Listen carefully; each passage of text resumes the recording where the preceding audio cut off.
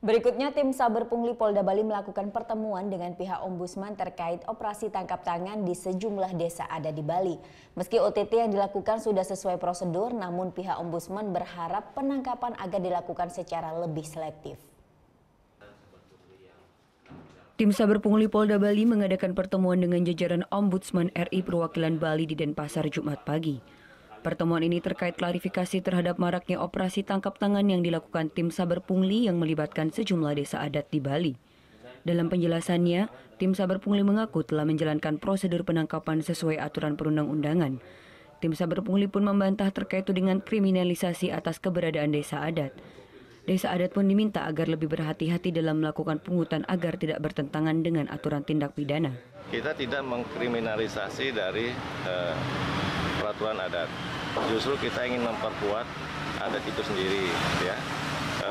Bahwa di aturan undang-undang kita tidak boleh bertentangan dengan aturan yang lebih tinggi.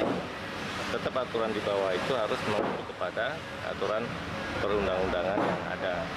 Ingat bahwa kita menganut sistem positivisme, artinya positif yang dikedepankan. Namun demikian kita tetap menghargai adanya hukum adat itu.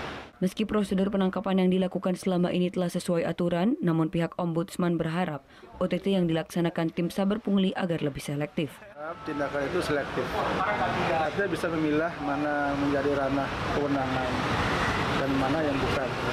Kalau memang menjadi ranah kewenangan pemerintah untuk menindak, saya kira bisa diambil tindakan. Tapi kalau bukan, ya bisa ditinggalkan.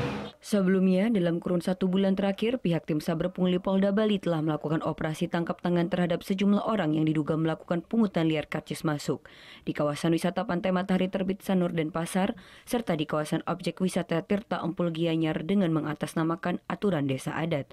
Kadek Martana melaporkan untuk NET. Oh yang beneran? Iya, oke.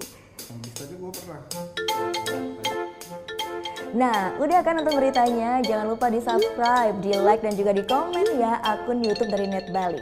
Terima kasih udah subscribe. Yang belum, jangan sampai lupa. Di sebelah sini nih. Notifikasi.